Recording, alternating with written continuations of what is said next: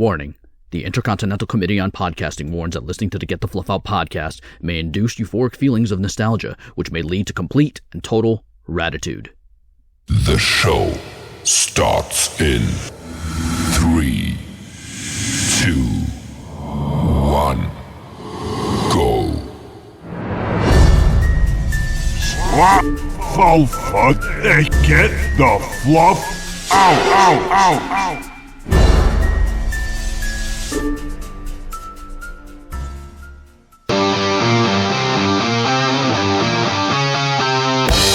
Welcome to Get the Fluff Out. I'm Hollywood, along with your co-host, Dirty Jim.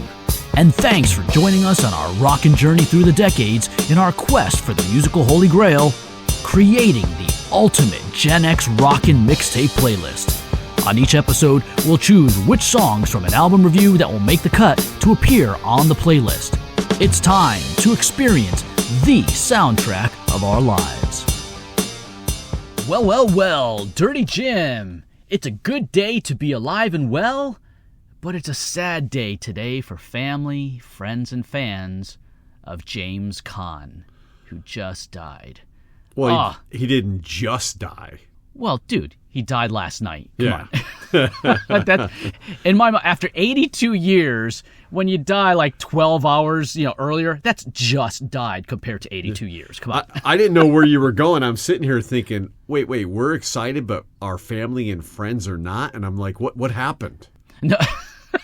No, family, friends, and fans of James Caan are sad. And I think my earliest memory of James Caan, and probably yours, is seeing him in the movie Brian's Song. Do you remember that movie? I do. Let's see. Well, obviously. The Godfather. Yes. Man, the oldest son of Vito Corleone, he played Sonny. Yeah. So that was cool. Elf. He was an elf, opposite of Will Ferrell. Will Ferrell. Such a funny movie. Yeah, it was. And then of course Misery. With Kathy Bates. Just that was brutal. So good. Brutal. Oh man, just that was amazing that only like two people in an entire movie. And then you had the sheriff and his wife and everything, but basically two people in that entire movie, and it was awesome. Yeah, good stuff. But that first movie, though, Brian's Song, was my earliest memory of when he played Brian Piccolo. Right. And it was him and Billy D. Williams. Billy D. Williams played Gale Sayers. And, heart-wrenching movie. Just, both of them were football players with the Chicago Bears, and Brian Piccolo ended up getting cancer, and it was a very heart-wrenching movie. But that was my earliest memory of James Caan, and then, of course, all the other movies that we talked about. So I'm tearing up right now, Hollywood, from your description of Brian's Song. So anyway, rest in peace to the legendary James Caan there. And now it's on to Get the Fluff Out. So what's going on? I do have one thing to say, before we get on to Get the Fluff Out. Okay. So, you know how I always talk about how I have an iPod full of music? Yeah. I just, and you're laughing right now, which hey, make fun. D-Ride. I'm fine with that. I could sit here, I could take it. I have big shoulders. But yeah. Anyway, so I heard it was either this week or last week that Apple is discontinuing the iPod.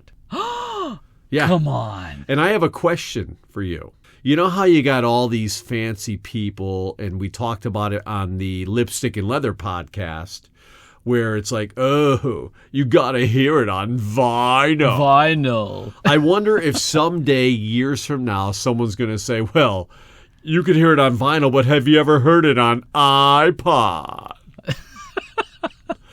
And it's definitely going to be a super retro. At one point, we're going to be like, iPod? It's kind of like what the Sony Walkman is to us now, to kids who are part of Gen Z now, 40 years and in the future, they're going to be talking about the iPod. I think it's funny that I never know what's cool and what's not cool. Like, it's cool to be retro, but not to have an iPod. Like, people laugh at you now if you have an iPod, and I'm thinking, they just got discontinued. What am I supposed to do with it? Throw it away? If you don't know what's cool or what's not cool, that's a sure sign that you're getting old. You can't keep up with what's cool and what's not cool. These kids change it on the daily, as you might say. These kids, these rascals. These damn kids. I used to walk to school uphill both ways. Anyway, we should get off of this and get on to a little music. Why don't you tell them what we're doing today? Absolutely. So today we're going to be reviewing the 1981 album Escape by Journey. Now, Journey, they formed in San Francisco, California in 1973. This album, Escape, was released July 17th, 1981. It already is their 7th album in their catalog history.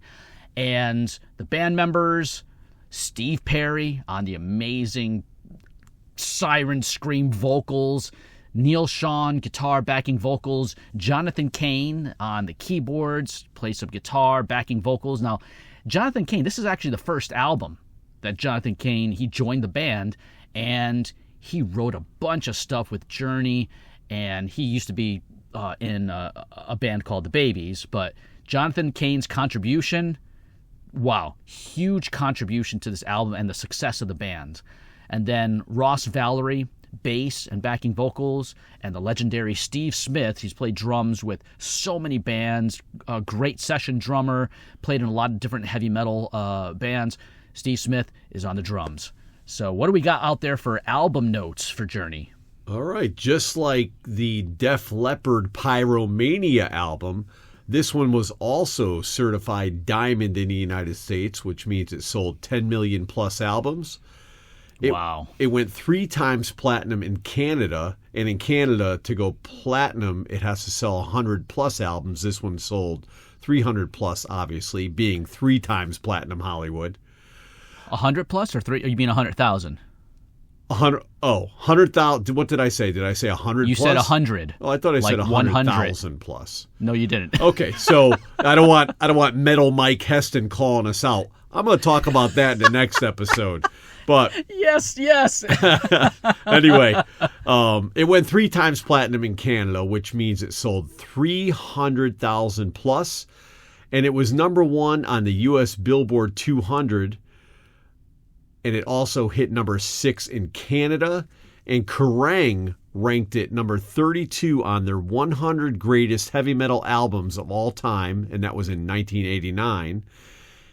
And in a 2000 poll, it was ranked number 24 on another list of the greatest heavy metal alternative rock albums of all time. It's stupid. Wait. Me or all the accolades? Well, you sometimes. But... Ask Metal Mike Heston. We'll talk about him at the beginning of the next album. So, yeah, but come on. Kerrang ranked it of 100 greatest heavy metal out. This is an absolutely no way a heavy metal album. Are you kidding me? This is rock. It's pop rock. That's what it is. I mean, it's good stuff, but it's not heavy metal. And then what's this other list? Greatest heavy metal alternative albums? Forget it. They shouldn't be on that list. They should be on a greatest rock albums of all time. So I can't stand these lists that get the designations and genres of different rock music completely wrong. And, people calling certain bands heavy metal that aren't heavy metal, or certain rock bands they're calling, alternative or classic. Sometimes it drives me nuts. There's a lot of different classifications. In the 80s, there was a lot of things going on. And people but you wouldn't call Journey heavy metal, would you? I would not call Journey heavy metal. But you know what? If Thank Kerrang wants to do it, I'm going to let him. You know what? I never had a magazine. Kerrang did. This fella, Mr. Kerrang, did. Mr. Kerrang. And who was the other one? It was in the 2000 poll. It was ranked number 24, which is kind of ridiculous on the greatest heavy metal alternative rock albums of all time. Yeah, that's stupid. Definitely a great rock album. Not hard rock, just rock. Exactly, just rock. I agree right there. What say you, Hollywood? Shall we shuffle on down to the first hit of this album? Let's do it. All right, that would be track number 1, Don't Stop Believin'. Okay, so track number 1, Don't Stop Believin', is the second single from the album, and it hit number 9 in the US and Canada. And this song, I mean, everyone out there right now is saying, why are you describing Don't Stop Believin'? We all know it. And it's without a doubt one of the most recognizable rock songs in the world. It pops up everywhere. It pops up in movies, TV shows, sporting events, and of course, every classic rock radio and internet station out there. This is just an inspiring anthem for the ages, and it is a prime cut for me. Yeah, for me, Don't Stop Believin', I have a lot of that same stuff as you. I mean, just that opening piano and bass line, it's, yeah, instantly recognizable. Like you said, it's and even if fans are not rock fans, I would say people who are even jazz fans or classical music fans, they hear that opening piano riff and bass line, they know it's Don't Stop Believin' by Journey. And to hear Steve Perry's voice on this first track, oh my God, you can understand he's absolutely one of the best voices in rock music. And of course, for me, when you hear that fast fade-in lead guitar lick kind of between the 52-second mark and a 1:06 mark by Neil Schon, and how it just screams at the speakers, freaking awesome. I love it. I mean, this track, it has not only a great storyline, it has an amazing melodic rock solo by Neil Schon, and arguably the most positive motivational chorus in rock and roll. But here's the thing. You only hear the chorus in the last 50 seconds of the song as the track is fading out. So that's pretty crazy. And another thing is, you go to Spotify, you just look up there how many times it's been streamed. 1.3 billion times streamed on Spotify alone. That's a pretty big number, Hollywood. Dude, crazy stuff. And on top of that, it regained popularity when The Sopranos aired their series finale in 2007. That final scene in the diner, and then right after that series ended and that last scene, they went right back up on the charts with Don't Stop Believin'. It was downloaded everywhere. It was being streamed everywhere. Of course, this is an absolute prime cut, making the ultimate Gen X Rockin' Mixtape playlist. I got a little nervous. Didn't know where you were going with that one. Okay. All right, let's go to track number 2, Stone in Love. So, Stone in Love. Now, this track starts with a distorted guitar riff, starting off in the left audio channel, and then it doubles to both the left and the right channels as Steve Perry starts singing the first verse. If you're listening with headphones, dude, it sounds so awesome. I love it. And then I dig that we hear the chorus only 41 seconds into the song. And I love at the end of the chorus, you hear the pounding of the drums twice and then a cymbal crash. You know, those summer nights are calling, stone in love. Dun, dun, dun. Love that part. And I think my favorite lyric in the song is where Steve Perry, he sings, old dusty roads led to the river running slow. She pulled me down, Owen and Clover, we go round. I think that lyric just in itself, it just paints this vivid landscape. I mean, you can actually see in your mind's eye there, you're driving down this old dusty road leading to a slow running river, and it's the river banks are filled with clover, and you both get out of the car, and this hot girl just pulls you down in the grass, and you start making out. Besides the clover, it almost sounded like Cold Spring Circle. Right? But again, I mean, Neil Schon, he rips on the lead guitar throughout this song, and the ending guitar solo, for me, it's a definite prime cut, making the Gen X Rockin' playlist. Okay, so Stone in Love was the 5th single from the album, but that was only released in the UK as a single. I mean, of course, it was released in the United States on the album. But This song, it draws you in right from the start. The intro is only about 8 seconds before the vocals start. But that 8-second intro just sets the stage for this catchy, upbeat, feel-good classic. It's an appreciated stimulation of the ear canal. It's an easy prime cut, like you said. And it's also my... Wow. I apologize to Steve Perry because I have definitely referred to him as Joe several times. And I have a similar confession for Joe Perry when we do an Aerosmith episode, Song of the Album.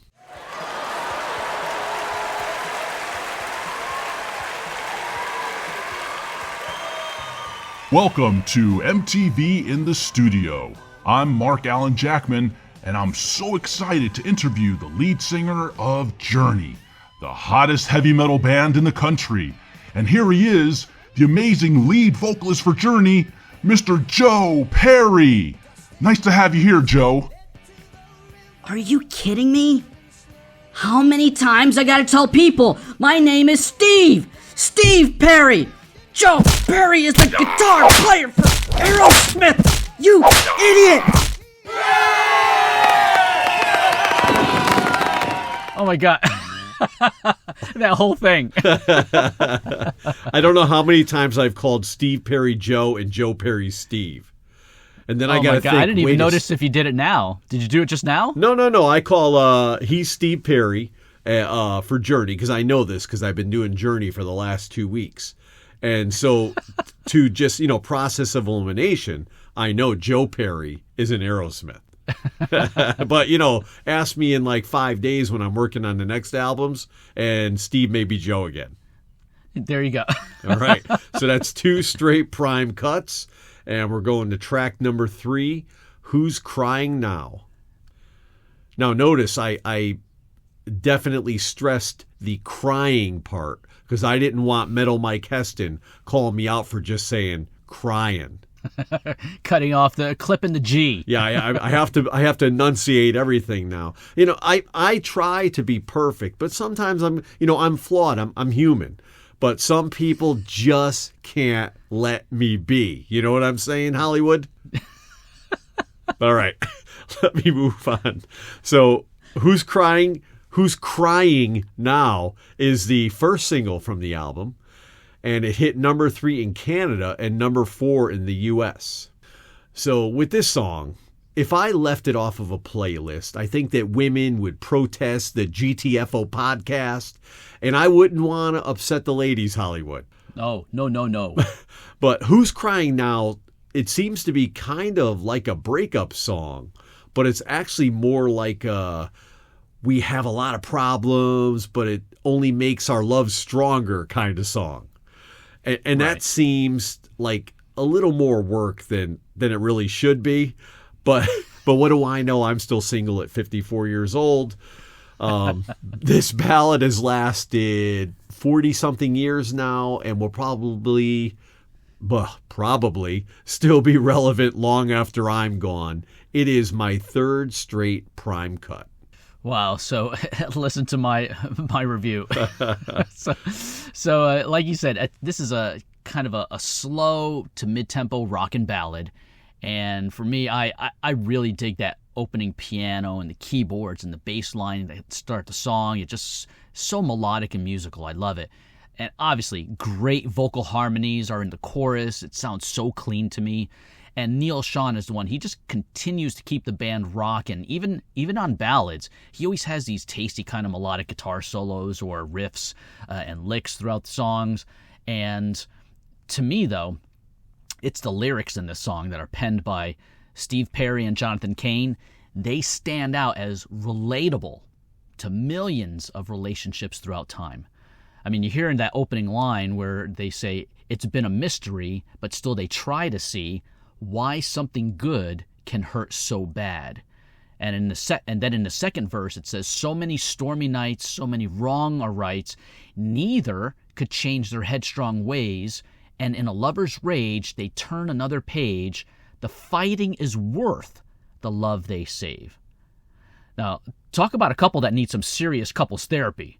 I mean, I hear this song, and the essence of the song is exactly why Dirty Jim has vowed never, ever, ever to get married or ever be in a serious relationship. Prime cut all the way, making the playlist. I'm not sure if it was actually a vow. It's just happened that way, and I'm not complaining. Yeah, I know you're not complaining. All right, let's go down to track number 4, Keep On Running. Okay, so Keep On Running. Now, this is just a straightforward, no-nonsense, upbeat rocker. I mean, I don't hear a single piano note or keyboard on this song. It's just guitars, bass, drums, and amazing vocals. But as I listen to the song, it's a good song. There's just some magical quality to me that's kind of missing. It's right on the edge. It's not a prime cut, but to me it's kind of more of a bubbly, effervescent, deep cut. And that's where it's landing.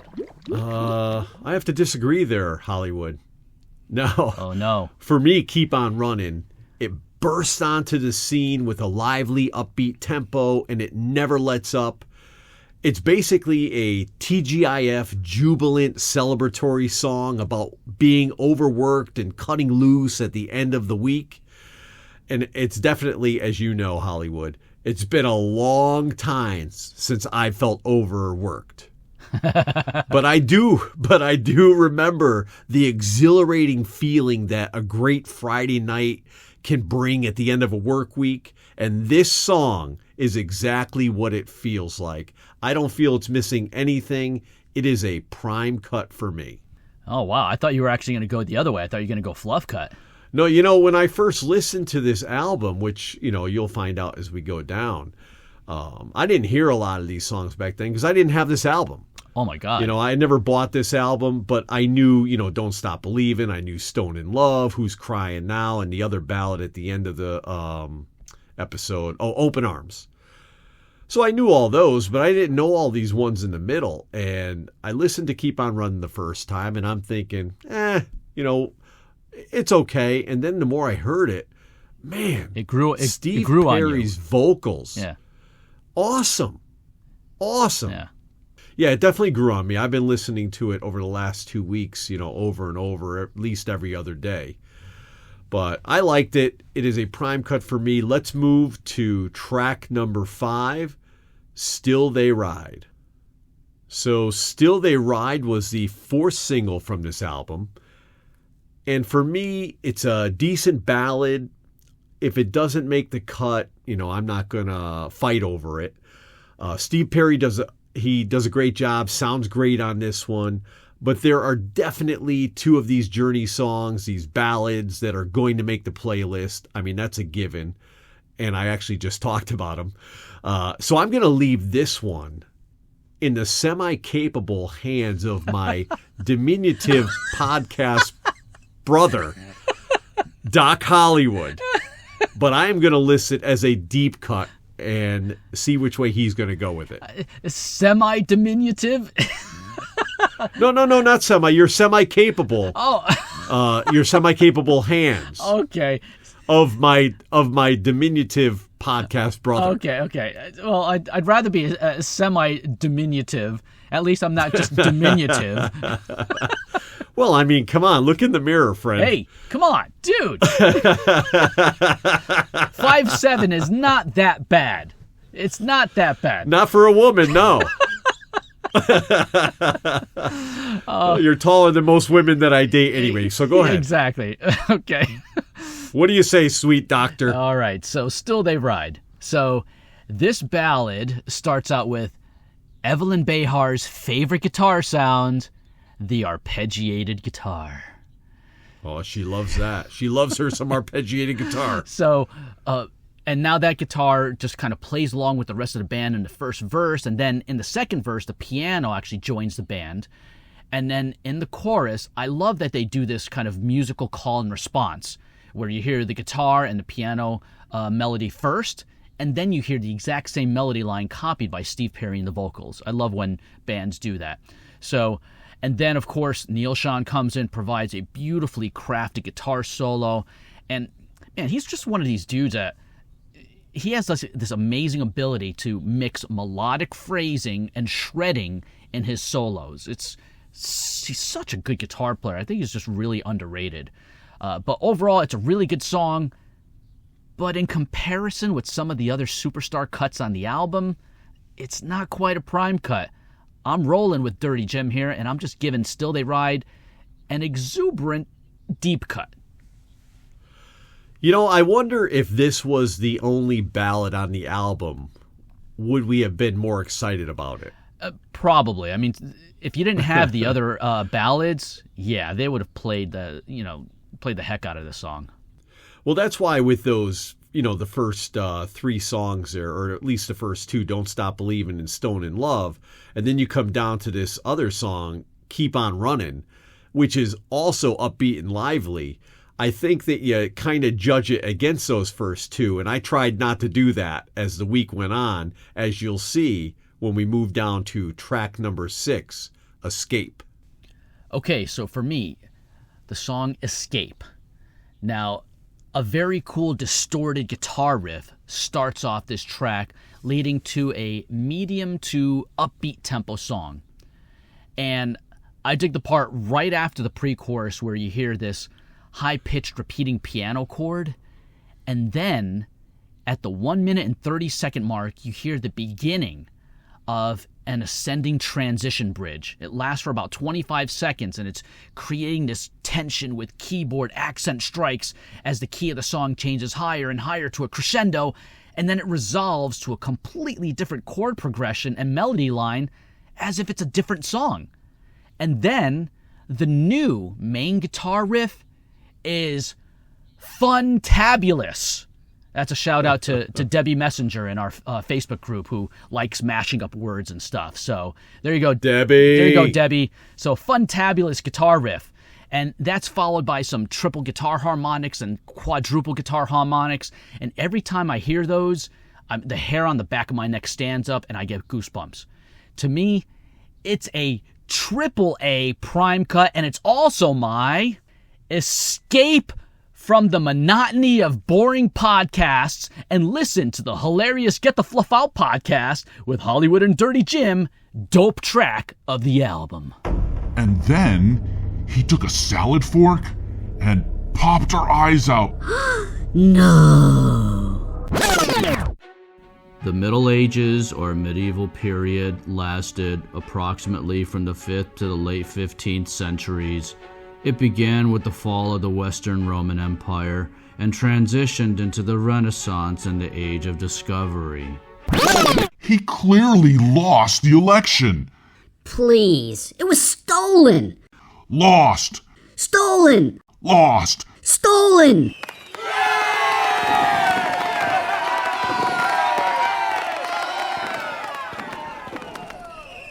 You just insulted a lot of podcasts.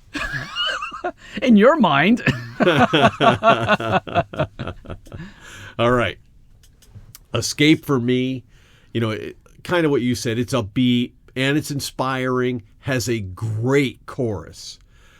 I think the second half of this song blows away the first, but that first half kept me engaged enough to want to hear the rest.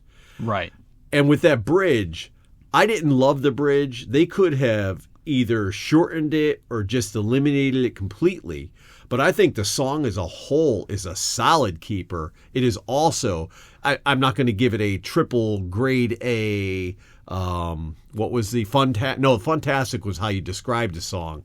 I gave it a AAA prime cut. Yes, I'm just going to give it a regular prime cut, although I do enjoy it. I'm just not going to be as exuberant as you about it.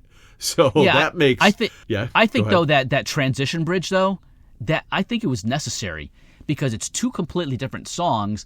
If they didn't have that transition, then, I mean, talk about, like a right turn, like an immediate right turn, no flow at all. It would have been, like, really weird if it went from that first guitar riff right into this new song guitar riff. It would have changed. It would have been like, whoa, what are they doing? But with that, at least with that transition bridge, it was creating that tension, and you're waiting for something. It's like, whoa, what's going to happen? What's going to happen? Oh, there it is. Oh, my God.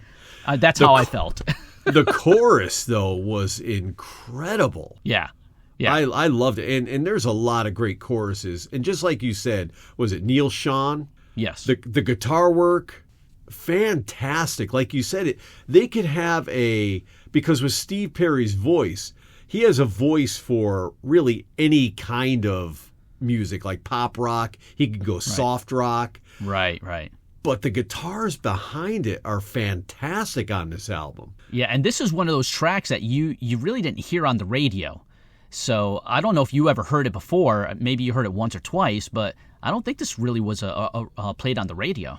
Maybe I did. I don't know. I don't believe I heard Keep On Running until now. I don't think I heard Still They Ride till now. I don't believe I heard Escape. And moving down to track number 7, I don't believe that I heard Lay It Down. Okay, so Lay It Down, not to be mistaken with Rat, Lay It Down. I hope you weren't confused, Hollywood. I hope you weren't confused. Not at all. Not here. All right. But this is just plain and simple, good time, lively rock and roll for about 4 minutes and 13 seconds. It's really just about a fun, night out party song, kind of like track number 4, Keep On Running. This guy is out there, he's cutting loose, he's getting his drink on, he's getting his boogie on, and by the end of the night, he's getting his groove on. So all in all, he had himself quite a satisfying evening. The chorus, it's pretty basic, but Steve Perry spices it up, and it really is an overall entertaining song. A lot of these other tracks, like we've been talking about on this album as we've gone along, kind of got lost in the shuffle because a handful of others from this album got all of the attention. But I'm here right now to fight for the little guy. Lay it fight down. For their right. Yeah, not fight you. For their right I'm not to party. talking about you, Hollywood. I'm talking about the little guy when it comes to songs. But Lay It Down is a grade B prime cut for me. Okay, so in listening to this song, it is another one of those album cuts that most people haven't heard of. But when you hear Steve Perry's voice, dude, crazy, hitting some high-pitched, crazy notes that no one should be able to hit. No human should be able to hit. He's just an amazing singer.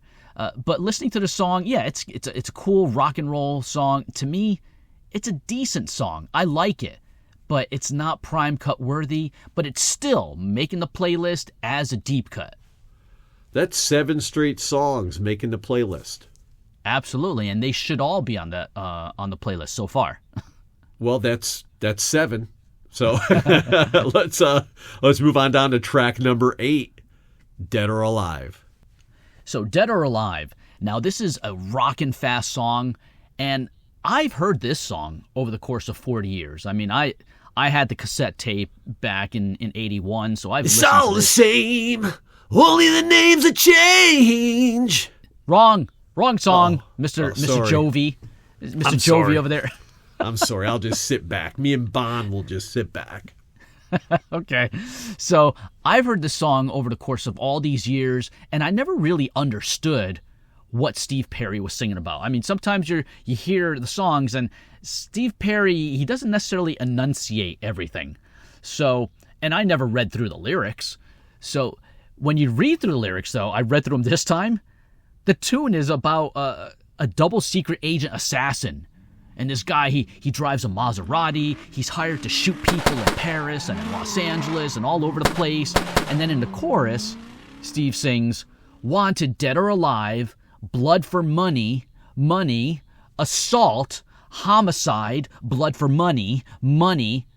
Dude, this guy's like Jason Bourne or John Wick. I mean, it's not necessarily the lyrical content you'd expect from a band like Journey.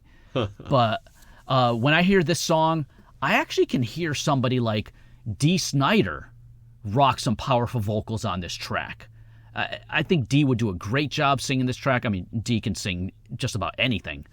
But great song, but it's not super prime-worthy. Great to me. I really dig it, but it's only a deep cut. Well, wait till you hear my roundup for this song, because I said a lot of the same things that you did. But to me, Dead or Alive is a very fast-tempo hidden gem for this album. There's no let-up, but it's not really a hard rocker. It sounds more like another good time rocker that doesn't actually match up with the lyrical content. And I have right here, I have spoiler alert. It's about a hitman doing jobs around the world who gets a taste of his own medicine in the end by a woman with a 38. But to me, this song is instrumentally awesome, and there's really nothing I don't like about it, and I made it another prime cut. Woohoo! Right on. I'm a little, I want to know what's going to go on with this next track, because we talked a little bit about this during the week, but here is track number 9, Mother, Father. Did you want to say a little something about this track before I give you my roundup, Mother, Father? No. I want to hear yours first. Okay. I absolutely love the chorus for Mother, Father. It's powerful, vibrant, and inspiring. It kind of just like the Styx album we did a few episodes ago. This belongs on a Broadway stage. But does it belong on our Gen X playlist? It's very theatrical. It has a power ballad feel at times. The solo at about 3:50 is awesome. The chorus has that larger than life feel. It's like sensory overload, and so much better live, which we will talk about in a few minutes, I'm sure. It's not quite a prime cut for me, but I am recommending it for a GTFO deep cut status. Okay, so for me, Mother, Father. Now this track starts with piano and Evelyn clean tone guitar, together joined by Steve Perry on vocals at the 18-second mark. Now, I love when bands, they get right into the singing like in the first, 20 seconds of the song, whatever. Of course, I love musical intros. Dirty Jim, not a big fan of the intro. I don't mind musical intros as long as they're good. I don't like when it's just long and drawn out and doesn't really go anywhere. Right, and that's exactly what I'm about to say here. Those intros, they have to be interesting. They have to be dynamic. They have to be compelling to hook us long enough in order to get to the meat and potatoes of the actual song. So, and I think with Mother, Father, right after that first verse, which is kind of slow and ballad-like, that first chorus, Neil Schon brings in this distorted, chunking guitar riff to accompany the vocals. So good. And then from there, the song just takes off into this power ballad with an astounding, ripping guitar solo by Neil Schon. And of course, Steve Perry, tasty morsels of vocals soaring into outer space all over this track. I mean, talk about an amazing voice. This dude he is not human. I mean, he's got to be an alien from another planet. But, and I'm going to get into it right now, Dirty Jim. I'll tell you, years ago, back in 2009, I saw a live version of Mother, Father. And Steve Perry hadn't been with the band for already like 15 years at that point. And it was their drummer that was actually singing the song. And his name is Dean Castronovo. He was singing the song, and so I clicked on it. I started watching this, and I was shocked. The voice that came out of this drummer, I'm like, who the hell is this? Yeah, that actually sold me when I watched that video, because I wasn't sure about this one. I'm like, it's very theatrical, but not really Styx theatrical. Right. And I'm like, wow, I listened to that guy sing that song, and that chorus is so good. Man, so good. And guys, if you haven't heard the version with Dean Castronovo singing Mother, Father, just go to YouTube, type in Mother, Father, Journey, Dean Castronovo, or there's it'll say 2009 Live from Manila, something like that. And this was already at the point when Arnel Pineda had joined the band.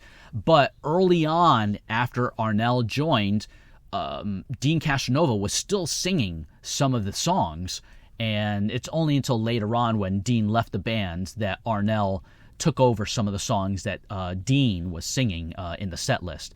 But overall, great song. I love this song. To me, it's a prime cut, making the ultimate Gen X rock and mixtape playlist. I would have put money that you were going to prime cut that song, especially after you saw that live thing on YouTube. Oh yeah, absolutely. It is awesome. I mean, put that in the what was it?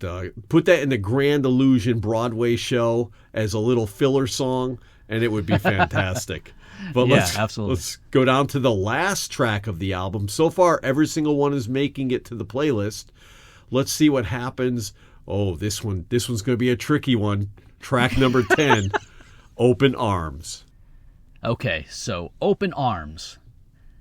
Now, to me, it's obviously one of Journey's most recognizable and successful ballads. You just hear that opening piano line. It's Open Arms right away. And all the girls scream and everything in the audience. But when I hear this song, it brings me back to a time of memories of roller skating at Roller Magic and Skate Odyssey in Waterbury, Connecticut. Because when you're 13 or 14 years old, there you are, you're practicing your skating skills, as you're going into the turns, you're crossing one foot in front of the other, and you're like, oh yeah, I'm getting better. And then you're starting to learn how to skate backwards in the hopes that you can get the courage to ask a girl to skate when you hear the DJ announce, Clear the floor for couple skating. So you hear that announcement, and then now your heart starts beating out of your chest. But you can't stall. Time is ticking, because there's some other dude around the skating rink that's going to ask your girl to skate. And Probably so now, slightly taller, too. Well, the skates actually help my height, so I loved wearing those four-wheeled roller skates. You do realize that everyone was raised up higher when they were on the skates. I just thought of that when I said it. And so as you're going over to the girl, your dry mouth starts to get worse because you smoked a joint earlier so as not to be nervous. But now you're approaching her and you're trying to be cool, but you're not too overly cool as you're approaching her. And then when she says yes, you feel like a frickin' superhero. Your chest is puffed out as you both roll to the center floor, and then Open Arms from Journey plays. And time seems to stand still for those 3 minutes and 23 seconds. Oh, dude, I can picture myself right there now.